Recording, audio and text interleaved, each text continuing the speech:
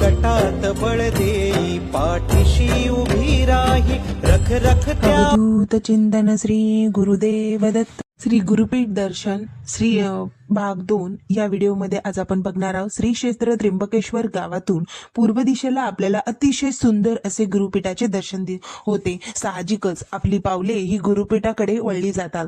ह्याचे स्थान हे त्र्यंबकेश्वरापासून 1 किलोमीटरच्या अंतरावर आहे. नाशिक पासून त्र्यंबकेश्वरकडे जाताना प्रयाग तीर्थाजवळ एक भव्य कमान आपल्याला आकर्षित करते. तोच तो गुरुपीठाकडे जाण्याचा मार्ग. दुसरा रस्ता आहे जो त्र्यंबकेश्वर गावातून मुख्य मंदिरापासून आहे.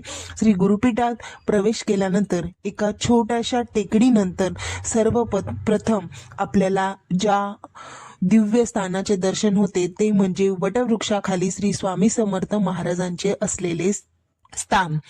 तर आज आपण श्री स्वामी महाराज हे नेहमी सांगायचे की माझे गाव हे दत्तनगर आणि वटवृक्ष मीच मूळ स्वरूपात या वटवृक्षाच्या रूपाने सदैव येथे उभा राहील. या साक्षात श्री स्वामी समर्थ महाराजांच्या चरण स्पर्शाची आपल्याला जाणीव होते. आता श्री गुरुपीठाकडे जाणारा प्रवेशद्वार जे आहे ते आपण या व्हिडिओमध्ये बघणार आहोत. श्री गुरुपीठ आणि औदुंबर यांच्यामध्ये विस्तीर्ण असे मैदान आहे. यामध्ये आपल्याला एक मुक्तपणे फिरावसे वाटेल असे प्रसन्न वातावरण देखील आहे. प्रवेशद्वाराची जी कमान आहे ती आकाशाला गवसणी घालणारी आहे. प्रवेशद्वाराच्या जवळ 4 गजराज आपले स्वागत करतात. 3 भव्य दरवाजे आहेत.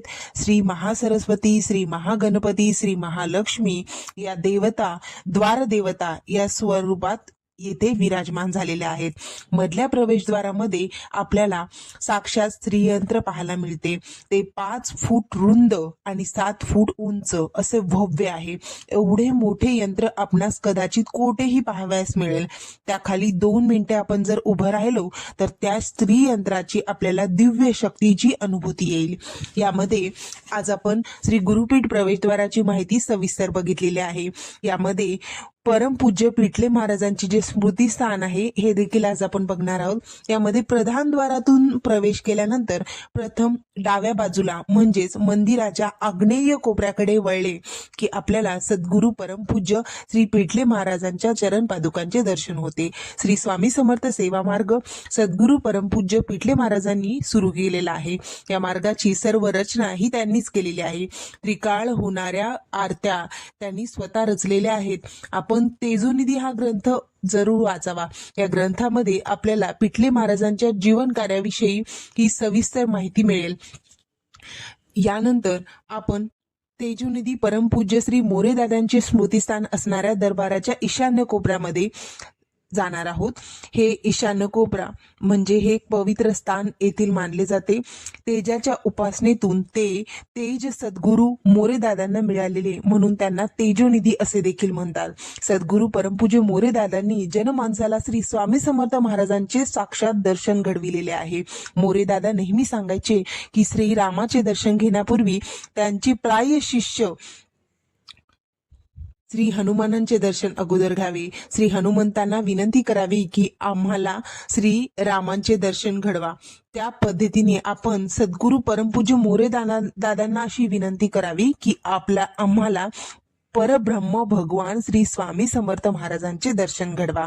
ही विनंती करूनच आपण स्वामी महाराजांच्या मंगलमय मूर्तीचे दर्शन घ्यावे अशी येथील दिव्य रचना आहे. त्यानंतर आपण श्री स्वामी समर्थ महाराजांचे जे मुख्य दिव्य अशी मूर्ती तेथे स्थापित केलेली आहे त्या गुरुपीठातील मुख्य स्थानाकडे म्हणजेच मूळ दरबाराकडे वळणार आहोत. या ठिकाणी श्री समर्थ महाराज हे सिंहासनावर बसलेले आहे. यांची सुंदर अशी मूर्ती येथे स्थापित केलेली आहे. महाराजांचा रोज वेगवेगळ्या वेशभूषा केलेल्या जातात. आपला थोडा वेळ या मूर्तीसमोर बसून आपण ध्यान केले तर आपल्या जीवनामध्ये अत्यंत उच्च अनुभूती असणारा प्रत्यय आपल्याला नक्की येथे लाभेल. मूर्तीचा चेहरा हा अतिशय बोलका आणि महाराज आपल्याशी काहीतरी बोलतायत, काहीतरी हितगुज करतायत असे आपल्याला साक्षात वाटते. अष्टसिद्ध महाशक्तीपीठ हे देखील गुरुपीठातील मूळ दरबारातील सिंहासन आहे.